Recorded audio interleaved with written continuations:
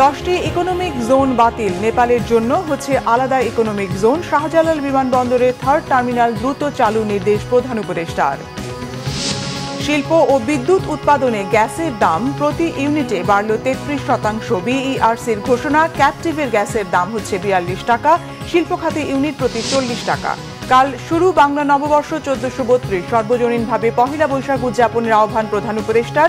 নাশকতার শঙ্কা নেই, ফ্যাসিবাদের মুখাকৃতিতে আগুন দেয়া যুবক শনাক্ত। গণতন্ত্রের কথা বলে উল্টো দিকে যাত্রা জন আকাঙ্ক্ষার প্রতিফলন নয় বলেছেন সালাউদ্দিন আহমেদ। নৌকা ভাসানোর চেষ্টার বিরুদ্ধে হুঁশিয়ারি মান্নার। গ্রেফতার প্রক্রিয়া সঠিক না হলেও মডেল মেঘনা আলমের বিরুদ্ধে অপরাধের যথেষ্ট অভিযোগ রয়েছে জানিয়েছেন আইন উপদেষ্টা। আটকাদেশের বিরুদ্ধে বিষয়ে রুল জারি হাইকোর্টের। দেখছিলেন ক্রাউন সিমেন্ট সংবাদ শিরোনাম। হযরত শাহজালাল আন্তর্জাতিক বিমানবন্দরে থার্ড টার্মিনাল দ্রুত চালুর নির্দেশ দিয়েছেন প্রধান উপদেষ্টা ডক্টর মোহাম্মদ ইউনূস। বিডা ও বেজার বৈঠকে অবকাঠামো ও সুবিধা না থাকায় 10টি ইকোনমিক জোন বাতিলের সিদ্ধান্ত হয়। সেই সাথে নেপালের জন্য একটি আলাদা ইকোনমিক জোন তৈরির নির্দেশও দেন প্রধান উপদেষ্টা। জানান, বিনিয়োগকারীদের ওয়ান স্টপ সার্ভিসের সব সেবা দেওয়া হবে অনলাইনে। রিপোর্ট সৈয়দ আব্দুল মুহিতের। বাংলাদেশ বিনিয়োগ সম্মেলনের বিস্তারিত তুলে ধরার পাশাপাশি প্রধান উপদেষ্টার সভাপতিত্বে বেজা ও বিডার বৈঠক নিয়ে রাজধানীর ফরেন সার্ভিস একাডেমিতে ব্রিফ করেন প্রতিষ্ঠান দুটির চেয়ারম্যান আশিক চৌধুরী। তিনি জানান, বিনিয়োগ সম্মেলনে সরকারের ব্যয় হয়েছে 1,45 লাখ টাকা। এর সুফল 2025-26 সাল নাগাদ পাওয়া যাবে বলে তিনি আশা করছেন। জানান, সেপ্টেম্বর-অক্টোবরের মধ্যে বে টার্মিনাল স্থাপনে বিদেশি কোম্পানি চূড়ান্ত হবে। ব্রিফিংয়ে জানানো হয়, বিনিয়োগকারীদের যে কোনো সার্ভিস এখন থেকে হবে অনলাইনে। ইনভেস্টমেন্ট অ্যাট্রাক্ট করার জন্য অনেকগুলো এজেন্সি আছে, তো সেইটাকে ইনভেস্টমেন্ট এই যে অনেকগুলো যে প্রায় 8টা এজেন্সি এটা নিয়ে কাজ করে ডিপার্টমেন্ট, তো সেটা যদি একটা আমব্রেলার আন্ডারে কিভাবে আনা যায় সেটার জন্য একটা কমিটি করার নির্দেশ দিয়েছে। নেপালের জন্য একটা ইকোনমিক জোন। বাংলাদেশে কোনো সামুদ্রিক পোর্ট নেই, so let's start with that. আমরা বে টার্মিনাল নিয়ে অনেক দিন ধরে কথা বলছি। সিঙ্গাপুরের একটা কোম্পানি আছে, দুবাইয়ের একটা কোম্পানি আছে, পিএসএ এবং ডিপি ওয়ার্ল্ড, তারা অনেক দিন ধরে চেষ্টা করছে। বাট আমাদের টার্গেট হচ্ছে যে এই সেপ্টেম্বর-অক্টোবর মাসের মধ্যে আমরা বে টার্মিনাল ইস্যুটা রিজলভ করে আমরা একটা সিগনিফিক্যান্ট মাইলস্টোন ক্রস করব। এফডিআই বাড়াতে প্রবাসীদের প্রণোদনার মডেল নিয়ে কাজ করছে সরকার। ভবিষ্যতে ইকোনমিক জোন তৈরির ক্ষেত্রে সব মন্ত্রণালয়কে সংযুক্ত করা হবে। দিয়ে আছে, যেটার কথা আপনারা অনেক শুনেছেন। সুন্দরবনে একটা আছে, অ্যাপারেন্টলি ইকো ট্যুরিজম পার্ক হওয়ার কথা ছিল। সো এরকম বেশ কয়েকটা 10টা টোটাল ইকোনমিক জোনকে আমরা we are cancelling the licence for the economic zone because we don't think it's necessary. যে কটা আছে সেগুলোকে ঠিকভাবে করতে হবে। থার্ড টার্মিনাল কত দ্রুত এটা চালু করা যায় সেজন্য একটা কমিটি করে দেওয়া হচ্ছে, তারা কাজ করবে। ট্রান্সশিপমেন্ট বাতিল হওয়ায় দেশের বিমানবন্দরগুলোর সক্ষমতা বাড়ানোর উপর জোর দেওয়ার নির্দেশও দিয়েছেন প্রধান উপদেষ্টা। সৈয়দ আব্দুল মুহিত, বাংলা ভিশন, ঢাকা। শিল্প ও বিদ্যুৎ উৎপাদনে গ্যাসের দাম প্রতি ইউনিটে 33% বাড়ানো হয়েছে। Bangladesh energy regulatory commission BERC রোববার এক সংবাদ সম্মেলনে দাম বৃদ্ধির এই ঘোষণা দেয়। কমিশনের চেয়ারম্যান জালাল আহমেদ জানান, ক্যাপটিভ বা বিদ্যুৎ উৎপাদনে ব্যবহৃত গ্যাসের দাম 31.5 টাকা থেকে বেড়ে হবে 42 টাকা। শিল্প খাতে ব্যবহৃত গ্যাসের দাম ইউনিট প্রতি 30 টাকা থেকে বেড়ে হবে 40 টাকা। মুহিবুল্লাহ মুহিবের রিপোর্টে বিস্তারিত। প্রাকৃতিক গ্যাসের মূল্য নির্ধারণে সংবাদ সম্মেলনের আয়োজন করে Bangladesh energy regulatory commission BERC. রবিবার সংস্থাটির কার্যালয়ে আয়োজিত সংবাদ সম্মেলনে কমিশনের চেয়ারম্যান জালাল আহমেদ বলেন, নতুন শিল্পের পাশাপাশি এখন যারা অনুমোদিত লোডের বেশি গ্যাস ব্যবহার করছেন সেসব শিল্প প্রতিষ্ঠানকে ইউনিট প্রতি 30 টাকার পরিবর্তে 40 টাকা দরে বিল দিতে হবে। আমরা জানি যে এটা শিল্পে যেখানে 30 টাকা বর্তমান রেট, সেখানে পেট্রোবাংলা অথবা তার বিতরণ কোম্পানিগুলো প্রস্তাব করেছিল 75 টাকা 72 পয়সা বা 75.72 টাকা, এবং যেখানে ক্যাপটিভ বিদ্যুতের জন্য 31 টাকা 50 পয়সা সেখানে প্রস্তাব করেছিল তারা 75.72 টাকা। এই প্রস্তাবিত বৃদ্ধির হার ছিল প্রায় 150 ভাগ, অর্থাৎ 30 টাকার জায়গায় 75 টাকা। অংশীজনের বক্তব্য এবং বাস্তব অবস্থা বিবেচনায় কমিশন নতুন, প্রতিশ্রুত ও বিদ্যমান গ্রাহকের জন্য, বিদ্যমান বলতে যারা অনুমোদিত লোডের চেয়ে বেশি ব্যবহার করবে তাদের জন্য প্রস্তাবিত যে 150% বৃদ্ধি ছিল তার পরিবর্তে আমরা 33% প্লাস মাইনাস বাড়ানোর জন্য আমরা সিদ্ধান্ত নিয়েছি। নতুন এই দর চলতি এপ্রিল মাসের বিল থেকেই কার্যকর হবে বলে জানান জালাল আহমেদ। তিনি বলেন, এরই মধ্যে কমিশন সিদ্ধান্ত নিয়েছে পেট্রোবাংলা পিডিবির অধীনে লাইসেন্সি সমস্ত কোম্পানির আর্থিক প্রতিবেদন পর্যালোচনা করা হবে। শিল্পে যারা নতুন আসবে তারা বিকল্প জ্বালানির বিষয়ে চিন্তা করতে পারবে। এটি একটি সুযোগও তৈরি করবে বলে মনে করেন তিনি। আমার ধারণা যে এটা একটা নতুন ধরনের একটা সুযোগও সৃষ্টি করবে। একটা বিকল্প জ্বালানির বিষয়ে যারা নতুন শিল্পে যারা নতুন আসবে তারা বিকল্প জ্বালানির বিষয়ে চিন্তা করতে পারবে। একটা সুযোগও এখানে তৈরি হলো। তারা যদি সিস্টেম লস কমাতে পারে, নিঃসন্দেহে এখানে যেটা এই টাকার প্রশ্নটা আসছিল যে যদি ৭৫ টাকা হতো তাহলে ৩২40 কোটি টাকার একটা আয় তারা চিন্তা করেছিলেন। আসলে কি পরিমাণ নতুন কানেকশন হবে তার উপর নির্ভর করবে এই আয়টা। এখানে ৪০ টাকা করাতে আসলে নিঃসন্দেহে আয়টা ওই অনুপাতে কমে যাবে এবং গ্যাপটা পূরণের জন্য নির্ভর করতে হবে মূলত তাদের ব্যবস্থাপনার দক্ষতার উপরে। প্রতিশ্রুত গ্রাহকদের অর্ধেক বিল বিদ্যমান দরে অর্ধেক ৭৫.৭২ টাকা করার প্রস্তাব করেছিল পেট্রোবাংলা। অন্যদিকে নতুন শিল্প ও ক্যাপটিভে গ্যাসের দাম ইউনিট প্রতি যথাক্রমে ৩০ ও ৩১.৭৫ টাকা থেকে বাড়িয়ে ৭৫.৭২ টাকা করার প্রস্তাব করা হয়েছিল। সেই প্রস্তাবে পেট্রোবাংলা তাদের প্রস্তাবে জানায়, দাম না বাড়ালে বছরে প্রায় ১৬,০০০ কোটি টাকা ঘাটতি হবে। মুহিবুল্লাহ মুহিব, বাংলা ভিশন, ঢাকা। প্রধান উপদেষ্টা ডক্টর মোহাম্মদ ইউনূস বলেছেন, পহেলা বৈশাখ বাংলাদেশের মানুষের সম্প্রীতির অন্যতম প্রতীক। তাই প্রত্যেককে নিজ নিজ উপায়ে নিজেদের রীতি অনুযায়ী সর্বজনীন এই উৎসবে অংশ নিতে আহ্বান জানিয়েছেন তিনি। রাজধানীর বাড্ডায় আন্তর্জাতিক বৌদ্ধবিহারে সম্প্রীতি ভবন উদ্বোধন করে সবাইকে বাংলা নববর্ষের অগ্রিম শুভেচ্ছাও জানান প্রধান উপদেষ্টা। এদিকে সেনাপ্রধান আশ্বস্ত করেছেন, সাম্প্রদায়িক সম্প্রীতি বজায় রাখতে যা করা দরকার তাই করবে সেনাবাহিনী। রিপোর্ট সৈয়দ আব্দুল মুহিতের। রাজধানীর বাড্ডায় আন্তর্জাতিক বৌদ্ধ বিহারে উদ্বোধন হলো সম্প্রীতি ভবনের। এর আনুষ্ঠানিক উদ্বোধন করেন প্রধান উপদেষ্টা doctor Mohammad Yunus. Bangladesh Buddhist federation এ অনুষ্ঠানের আয়োজন করে। বাংলাদেশের সম্প্রীতি ও মানবতার ঐতিহ্যকে ধারণ করে জাতীয় ও আন্তর্জাতিকভাবে গৌরবময় ভূমিকা রাখবে সম্প্রীতি ভবনটি। বৌদ্ধ সম্প্রদায়ের সাথে মত বিনিময় অনুষ্ঠানে প্রধান উপদেষ্টা বলেন, নানা মত, ধর্ম, রীতিনীতির মধ্যে দেশের সবাই এক পরিবারের সদস্য। নানা মত, ধর্ম, রীতিনীতির মধ্যেও আমরা সবাই এক পরিবারের সদস্য।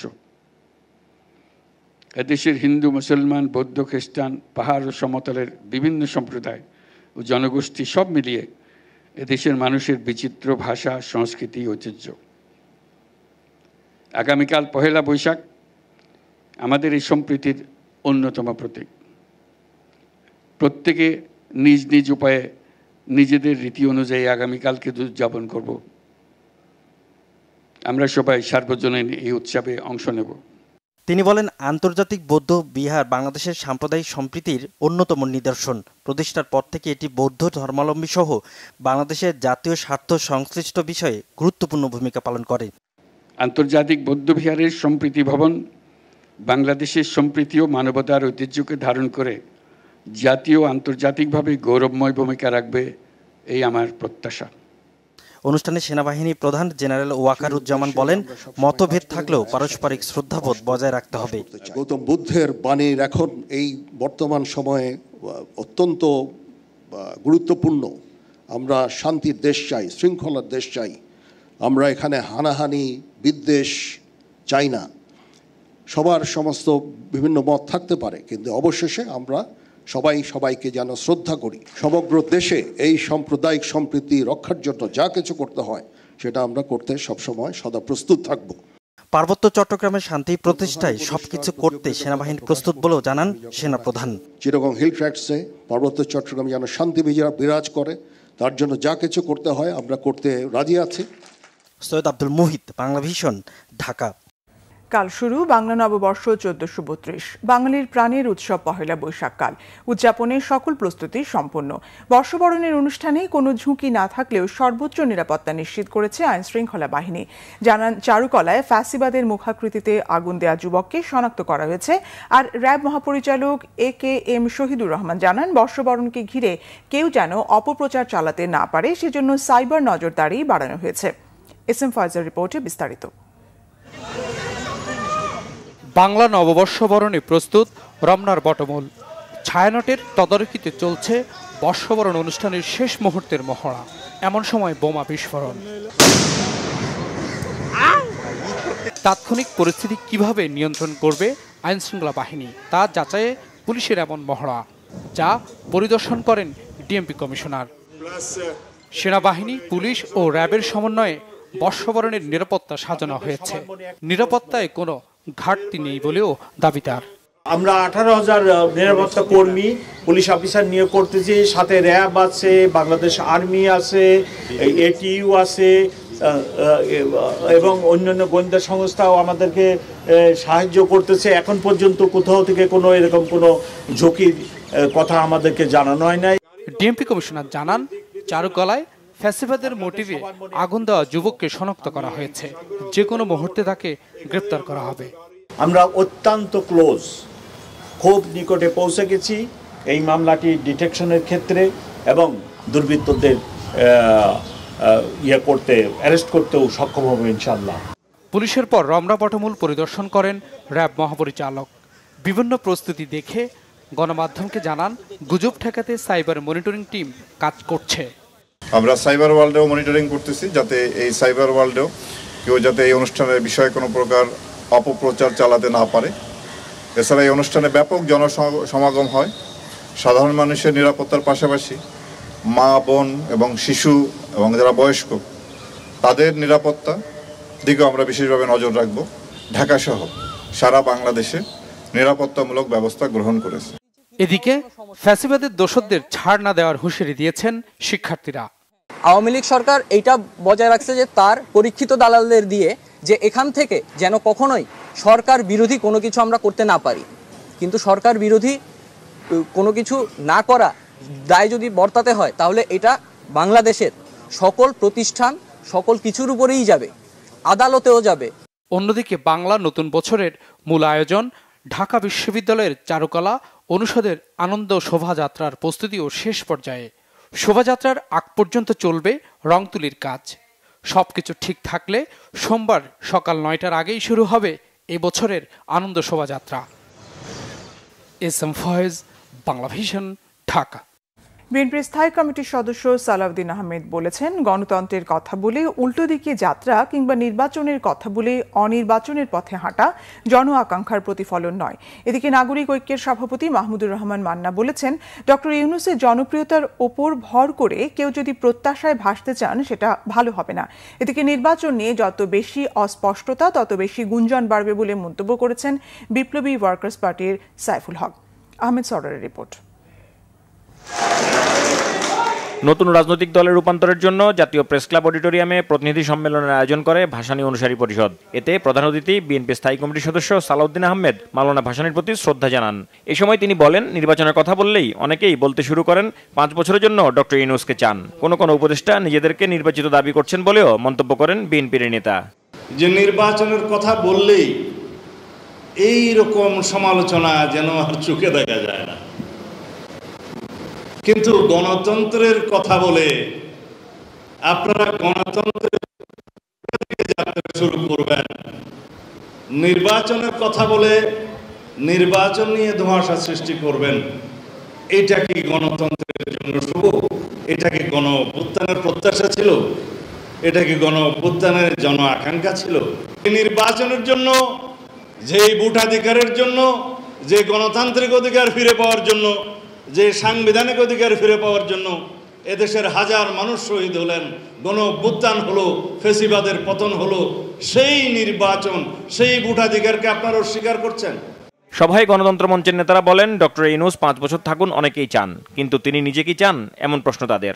দেশের রাজনৈতিক অর্থনৈতিক পরিস্থিতিকে ঘোলাটে করবার জন্য এই সস্তা জনপ্রিয়তার উপরে যারা নৌকা ভাসাবার চেষ্টা করছেন তাদেরকে আমি বিনীত অনুরোধ করব এই পথ থেকে সরে আসে। নির্বাচন নিয়ে কেন এত অস্পষ্টতা? নির্বাচন কমিশন পরিষ্কার করে বলেছেন, ডিসেম্বরে এই নির্বাচনকে লক্ষ্য নিয়ে প্রস্তুতির কাজ তারা শুরু করেছেন। যত বেশি নির্বাচন অস্পষ্টতা হচ্ছে, ঘরে বাইরে তত বেশি নাশকতার আশঙ্কা বাড়ছে, ষড়যন্ত্রের ছকটা বাড়ছে। এদিকে দুপুরে চারুকলা ইনস্টিটিউটে বর্ষবরণের প্রস্তুতি দেখতে গিয়ে বিএনপির সিনিয়র যুগ্ম মহাসচিব রুহুল কবির রিজভী বলেন, 5 আগস্টের পর যে মুক্ত বাতাস তৈরি হয়েছে সেই মুক্ত পরিবেশে প্রাণবন্ত গণতন্ত্রের প্রত্যাশা সবার। সংস্কার তো চিরস্থায়ী বন্দোবস্ত নয়, পার্মানেন্ট সেটেলমেন্ট অ্যাক্ট নয়, সংস্কার চলমান প্রক্রিয়া। আহমেদ সরওয়ার, বাংলা ভিশন, ঢাকা। আইন উপদেষ্টা ডক্টর আসিফ নজরুল বলেছেন, মডেল মেঘনা আলমের গ্রেফতার প্রক্রিয়া সঠিক না হলেও তার বিরুদ্ধে অপরাধের যথেষ্ট অভিযোগ রয়েছে। তাকে আটকের পর বিভিন্ন মানবাধিকার সংস্থার দেয়া বক্তব্য সরকার বিশ্লেষণ করছে। আইন উপদেষ্টা জানান, মাগুরার শিশু ধর্ষণ মামলার চার্জশিট তৈরি হয়েছে। 90 দিনের মধ্যে এই মামলার বিচার সম্ভব। রিপোর্ট রিশান নাসরুল্লাহর। বাংলাদেশ ব্যাংকের অর্থ পাচার ঘটনার তদন্ত প্রক্রিয়া ও বিভিন্ন মামলার জামিন নিয়ে রবিবার সচিবালয়ে সাংবাদিকদের সাথে কথা বলেন আইন উপদেষ্টা ডক্টর আসিফ নজরুল। এ সময় তিনি বলেন, মডেল মেঘনা আলমের আটক প্রক্রিয়া সঠিক ছিল না। জানান, সৌদি আরবের সাথে সম্পর্ক ও শ্রমবাজার নিয়ে সরকার সচেতন রয়েছে। ওনার বিরুদ্ধে কিছু অভিযোগ আছে, সুনির্দিষ্ট অভিযোগ আছে, কিন্তু ওনাকে যে প্রক্রিয়ায় গ্রেফতার করা হয়েছে, স্পেশাল পাওয়ারস অ্যাক্ট, সেটা সঠিক হয় নাই। তো ওনার যদি কোনো অপরাধ থাকে, সেই অপরাধের প্রেক্ষিতে যথাযথভাবে স্বরাষ্ট্র মন্ত্রণালয় ব্যবস্থা গ্রহণ করবে। শুধু সৌদি আরবে যারা প্রবাসী শ্রমিক আছে তাদের স্বার্থটা চিন্তা করব না, বা কোনো কারণে ওই বাজারটা সংকুচিত হয় নাকি এটাকে আমি চিন্তা করব না। সৌদি আরব আমাদের জন্য অত্যন্ত গুরুত্বপূর্ণ, শুধু তো আপনার শ্রম বাজারের না, আপনি জানেন ওখানে কত মানুষ ওখানে হজ করতে যায়, হজের কোটা তারা নির্ধারণ করে। তাছাড়া আমাদের উন্নয়ন সহযোগিতা হিসাবে সৌদি আরবে বিরাট ভূমিকা রয়েছে। আমরা উচ্চ পর্যায়ে, সরকারের উচ্চ পর্যায়ে এটা নিয়ে আমরা মিটিং করেছি। আমরা এই ব্যাপারে যে আপনার বিভিন্ন মানবাধিকার প্রতিষ্ঠান এবং অন্য অনেকের বক্তব্য, এই ব্যাপারে আমরা সচেতন আছি। অন্তর্বর্তী সরকার এ পর্যন্ত ৭,১৮৪টি রাজনৈতিক মামলা প্রত্যাহারের সুপারিশ করেছে জানিয়ে আইন উপদেষ্টা বলেন, জামিন নিয়ে বিভিন্ন সমালোচনা রয়েছে, তবে হাইকোর্টের দেয়া আগাম জামিনের ক্ষেত্রে সরকারের কিছু করার নেই। এ সময় মাগুরার শিশু ধর্ষণ মামলার অগ্রগতির তথ্য জানান আইন উপদেষ্টা। মাগুরার যে চাঞ্চল্যকর আসিয়ার, আমাদের যে সন্তান আসিয়ার যে শিশু ধর্ষণ ঘটনা ঘটেছিল, এটা পুলিশে ইতিমধ্যে চার্জশিট প্রস্তুত করেছে। আইজিপি অফিস এটা পর্যালোচনা করছে। আমরা আশা করছি চার্জশিটটি আজকে আদালতে দাখিল করা হবে। এবং আপনারা জানেন আমরা আইনগত যে পরিবর্তন এনেছি, পরিবর্তনের পর এই চার্জশিট দাখিল করার পর 90 দিনের মধ্যে বিচার কাজ সম্পন্ন করতে হবে। তবে আমরা যেহেতু ফরেন্সিক রিপোর্ট পেয়েছি, ডিএনএ রিপোর্ট পেয়েছি, ডিএনএতে যেহেতু আলামত মিলেছে, আমার ধারণা এই বিচার কার্য এর চেয়েও আরও অনেক দ্রুত গতিতে শেষ হবে। বাংলাদেশ ব্যাংকের অর্থ চুরি তদন্তে করা রিভিউ কমিটির বৈঠক হয়েছে জানিয়ে আসিফ নজরুল বলেন, দেশকে ফুদুর করতে $2 বিলিয়ন লুটের পরিকল্পনা করেছিল পতিত আওয়ামী লীগ সরকার। এই ঘটনায় ফরাসুদ্দিনের তদন্ত প্রতিবেদনে যাদের নাম এসেছে তাদের ব্যাপারে কি ব্যবস্থা নেওয়া হয়েছে সেটি খতিয়ে দেখা হচ্ছে বলেও জানান তিনি। বলেন, চুরি হওয়া $88 মিলিয়ন মধ্যে $66 মিলিয়ন এখনো ফেরত আনা সম্ভব হয়নি। রিশান নাসরুল্লাহ, বাংলা ভিশন, ঢাকা। বিশেষ ক্ষমতা আইনে মডেল অভিনেত্রী মেঘনা আলমের 30 দিনের আটকাদেশ কেন অবৈধ ঘোষণা করা হবে না তা জানতে চেয়ে রুল জারি করেছে হাইকোর্ট। রবিবার বিচারপতি রাজিক আল জলিল ও বিচারপতি তামান্না খালিদির হাইকোর্ট বেঞ্চ এ রুল দেন। মেঘনা আলমের আটকের প্রক্রিয়ার বৈধতা নিয়ে তার বাবা বদরুল আলম রিট দায়ের করেন। আদালতে রিটের পক্ষে শুনানি করেন ব্যারিস্টার সারা হোসেন। তিনি বলেন, রুলে হাইকোর্ট জানতে চেয়েছেন মেঘনা আলমকে 30 দিনের আটকে রাখার আদেশ কেন অবৈধ ঘোষণা করা হবে না, কেন তাকে মুক্তি দিতে নির্দেশ দেয়া হবে না এবং কেন তাকে গ্রেপ্তার ও আটকের প্রক্রিয়াটি অসাংবিধানিক ও মৌলিক অধিকার পরিপন্থী ঘোষণা করা হবে না। বাংলাদেশের পাসপোর্টে আবারও এক্সেপ্ট ইসরায়েল অর্থাৎ ইসরায়েল ব্যতীত শব্দ দুইটি পুনর্বহাল করা হয়েছে। রবিবার স্বরাষ্ট্র মন্ত্রণালয়ের সুরক্ষা সেবা বিভাগ বিষয়টি নিশ্চিত করেছে। এ নিয়ে গত 7 এপ্রিল একটি প্রজ্ঞাপন জারি করা হয়েছে। আগে বাংলাদেশের পাসপোর্টে লেখা থাকতো, এই পাসপোর্ট বিশ্বের সব দেশের জন্য বৈধ, ইসরায়েল ব্যতীত। তবে শেখ হাসিনার নেতৃত্বাধীন আওয়ামী লীগ সরকার 2020 সালে দেশে নতুন পাসপোর্ট চালু করলে সেই পাসপোর্টগুলো থেকে এই লেখা বাদ দেয়। এমনকি এ বিষয়ে কোনো ঘোষণাও দেওয়া হয়নি। নতুন বাজেটের কর কাঠামো বিনিয়োগ বান্ধব করার দাবি জানিয়েছেন বিএনপির স্থায়ী কমিটির সদস্য আমির খসরু মাহমুদ চৌধুরী। তবে কর্পোরেট কর ও আয়কর কমানোর সুযোগ নেই বলে জানিয়েছেন এনবিআর চেয়ারম্যান আব্দুর রহমান খান। অনুষ্ঠানে এফবিসিসিআইয়ের সাবেক সভাপতি আব্দুল আওয়াল মিন্টু সরকারকে বেকায়দায় ফেলতে ব্যবসায়ীদের মিথ্যা তথ্য দেওয়ার বদ অভ্যাস ত্যাগের পরামর্শ দেন। বিস্তারিত জানাচ্ছেন মামুন আব্দুল্লাহ। জ্বালানি সংকট, রাজস্ব হয়রানি আর আমলাতান্ত্রিক জটিলতায় গেল কয়েক বছর ধরেই কমছে দেশি বিদেশি বিনিয়োগ। এ পরিস্থিতিতে ব্যবসাবান্ধব পরিবেশ নিশ্চিতে কর কাঠামো যৌক্তিক করা এবং ব্যবসার খরচ কমাতে বিভিন্ন সময়ে নানা দাবি জানিয়ে আসছেন উদ্যোক্তারা। এমন প্রেক্ষাপটে Dhaka chamber of commerce DCCI আয়োজন করে 2025-26 অর্থ বছরের প্রাক বাজেট আলোচনা, যেখানে উঠে আসে ব্যবসা বান্ধব পরিবেশ তৈরিতে নানা অভিমত। কর হার সর্বোচ্চ 25% করার পাশাপাশি ব্যক্তি শ্রেণীর করমুক্ত আয়সীমা 5 লাখ টাকা করার প্রস্তাব দেন ব্যবসায়ীরা। ইকোনমিক জোনেও যারা বিনিয়োগ করছে তারা কিভাবে টাকা তুলবে? এই যে ক্যাপিটাল মার্কেট থেকে তারা তুলতে পারে, বন্ড মার্কেট থেকে তারা তুলতে পারে, এইখানে এই জায়গাগুলি কিন্তু আমাদের আরো ডিপ ডাইভ করতে হবে। কেন আমরা ট্যাক্সের নেট বাড়াতে পারছি না? এনবিআর এর যে সক্ষমতা বাড়িয়ে আমরা কেন পারছি না? যার জন্য হচ্ছে কি যারা ট্যাক্স দিচ্ছে তাদের উপর উপর্যুপরি কিন্তু চাপ সৃষ্টি হচ্ছে। অনুষ্ঠানে বিএনপির ভাইস চেয়ারম্যান ও ব্যবসায়ী নেতা আব্দুল আওয়াল মিন্টু বলেন, ব্যবসা বাণিজ্য ও বিনিয়োগ বাড়াতে সহায়তা করবে এমন বাজেট হওয়া দরকার। ব্যবসায়ীদের পক্ষ থেকে সরকারকে মিথ্যা কথা বলা বন্ধ করতে হবে। এর আগে শুধু মিথ্যা কথা হচ্ছে, $400 বিলিয়ন, $500 বিলিয়ন জিডিপি, এখন বলে কমে নিয়ে আসছে। তো যদি কাগজের খোঁচা যদি কমে আর বাড়ে, উৎপাদন বৃদ্ধি করার দরকারটা কি ভাই? হোল ট্যাক্সেশনের মডেল হওয়া উচিত, চিন্তা হওয়া উচিত যে বাংলাদেশে আগামী দিনে আমরা ইনভেস্টমেন্ট কিভাবে ডেভেলপ করব, বিজনেস ডেভেলপ কিভাবে হবে। ইনভেস্টমেন্ট বিজনেস যদি গ্রোথ না হয় তাহলে আপনি ট্যাক্স জিডিপির কথা বলে কোনো লাভ হবে না। এনবিআর চেয়ারম্যান আব্দুর রহমান খান জানান, ব্যবসায়ীরা যেসব বাধার সম্মুখীন হচ্ছেন তা নিরসনে চেষ্টা করা হচ্ছে। আমাদেরকে ঋণ শোধ করতে হচ্ছে, সুদ পরিশোধ করতে হচ্ছে, তার মানে রেভিনিউ লাগবে। আমরা যদি ভবিষ্যতে ইভেন ব্যালেন্স বাজেটও করি, তারপরে যে ঋণের বোঝা হয়েছে এটাও কিন্তু ক্যারি করতে হবে অনেকদিন পর্যন্ত। সেই বাস্তবতায় হয়তো আমরা অনেক বেশি কমাতে পারবো না, কিন্তু আমাদের একটা চেষ্টা থাকবে। আগামী বছর থেকে কর্পোরেট কর রিটার্ন অনলাইনে দেয়া যাবে বলে জানান এনবিআর চেয়ারম্যান। নিয়মকানুন যথাযথভাবে পালন করলে কাঁচামাল আমদানিতে গ্রিন চ্যানেল ব্যবহারের সুযোগ দেওয়ার আশ্বাস দেন তিনি।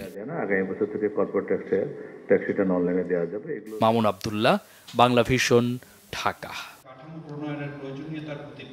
প্লট দুর্নীতির আলাদা 3 মামলায় ক্ষমতাচ্যুত প্রধানমন্ত্রী শেখ হাসিনা, তার ছোট বোন শেখ রেহানা এবং রেহানার 2 মেয়ে টিউলিপ সিদ্দিক ও আজমিনা সিদ্দিক সহ 53 জনের বিরুদ্ধে গ্রেফতারি পরোয়ানা জারি করেছে আদালত। রবিবার ঢাকার মহানগর জ্যেষ্ঠ বিশেষ জজ জাকির হোসেন গালিবের আদালত দুর্নীতি দমন কমিশনের দেয়া চার্জশিট আমলে নিয়ে এই গ্রেফতারি পরোয়ানা জারি করেন। সেই সঙ্গে এই সংক্রান্ত প্রতিবেদনের জন্য 27 এপ্রিল তারিখ ঠিক করে আদালত। গত বৃহস্পতিবার শেখ হাসিনা, তার মেয়ে সাইমা ওয়াজিদ বুতুল সহ 18 জনের বিরুদ্ধে গ্রেপ্তারি পরোয়ানা জারি করেছিল একই আদালত। অনিয়মের মাধ্যমে পূর্বাচলের 60 কাঠা প্লট বরাদ্দ নেওয়ার প্রমাণ পাওয়ায় শেখ হাসিনা ও শেখ রেহানার পরিবারের সদস্য সহ সাবেক প্রতিমন্ত্রী শরীফ আহমেদ, প্রধানমন্ত্রীর সাবেক একান্ত সচিব সালাউদ্দিন এবং জাতীয় গৃহায়ন ও গণপূর্ত মন্ত্রণালয়ের 14 কর্মকর্তার বিরুদ্ধে আলাদা 8টি অভিযোগপত্র দাখিল করে দুদক। গত 12, 13 ও 14 জানুয়ারি তাদের বিরুদ্ধে মামলাগুলো দায়ের করা হয়। জাতীয় নাগরিক পার্টির উত্তরাঞ্চলের মুখ্য সংগঠক সার্জিস আলম বলেছেন, বিগত 16 বছর দেশে বাংলা নববর্ষ উদযাপনে দলীয় প্রভাবের পাশাপাশি বিদেশি রাষ্ট্রেরও প্রভাব ছিল। দুপুরে পঞ্চগড় সদর উপজেলার চাকলাহাটে নায়েকপাড়ায় জুলাই অভ্যুত্থানে শহীদ সাগর ইসলামের কবর জিয়ারত শেষে সাংবাদিকদের একথা বলেন তিনি। সার্জিস আলম আরও বলেন, বিগত বছরে নববর্ষগুলোতে বিদেশি রাষ্ট্রের এজেন্সির তৈরি কনসেপ্ট দিয়ে বিভিন্ন ধরনের অপসংস্কৃতি চাপিয়ে দেওয়া হতো। অন্তর্বর্তীকালীন সরকার অভ্যুত্থান পরবর্তী সময়ে ততটুকু স্পেস বাংলাদেশের মানুষকে দিয়েছে যা তারা ধারণ করে, সেটি প্রকাশ করে এবং করতে পারে। আগামীতে যারাই এই দেশের দায়িত্বে থাকুক না কেন, তারা যেন ক্ষমতাকে ব্যবহার করে কোনো কিছু চাপিয়ে দেওয়ার সাহসটুকু না করে, বরং বাঙালির প্রকৃত সংস্কৃতি ধারণ করার জন্য তারা যেন তাদের প্রচেষ্টা রাখে। সংবাদ শেষ করব ক্রাউন সিমেন্ট শিরোনামগুলো আরেকবার জানিয়ে। 10টি ইকোনমিক জোন বাতিল, নেপালের জন্য হচ্ছে আলাদা ইকোনমিক জোন। শাহজালাল বিমানবন্দরে 3rd টার্মিনাল দ্রুত চালুর নির্দেশ প্রধান উপদেষ্টার। শিল্প ও বিদ্যুৎ উৎপাদনে গ্যাসের দাম প্রতি ইউনিটে বাড়ল 33%। বিইআরসির ঘোষণা, ক্যাপটিভের গ্যাসের দাম হচ্ছে 42 টাকা, শিল্প খাতে ইউনিট প্রতি 40 টাকা। কাল শুরু বাংলা নববর্ষ 1432, সর্বজনীনভাবে পহেলা বৈশাখ উদযাপনের আহ্বান প্রধান উপদেষ্টার। নাশকতার শঙ্কা নেই, ফ্যাসিবাদের মুখাকৃতিতে আগুন দেয়া যুবক শনাক্ত। গণতন্ত্রের কথা বলে উল্টো দিকে যাত্রা জন আকাঙ্ক্ষার প্রতিফলন নয় বলেছেন সালাউদ্দিন আহমেদ। নৌকা ভাসানোর চেষ্টার বিরুদ্ধে হুঁশিয়ারি মান্নার। গ্রেফতার প্রক্রিয়া সঠিক না হলেও মডেল মেঘনা আলমের বিরুদ্ধে অপরাধের যথেষ্ট অভিযোগ রয়েছে জানিয়েছেন আইন উপদেষ্টা। আটকাদেশের বিষয়ে রুল জারি হাইকোর্টের। এই ছিল এখনকার মতো, পরের সংবাদ রাত 10:30টায়। এর আগে 9টায় রয়েছে নিউজ 20, দেখার আমন্ত্রণ রইল। এছাড়া বাংলা ভিশন সংবাদ ও সংবাদ সংশ্লিষ্ট অনুষ্ঠান দেখতে ভিজিট করুন www.bvnews24.com ও facebook.com/banglavishannews এবং সাবস্ক্রাইব করুন youtube.com/banglavishannews। ধন্যবাদ।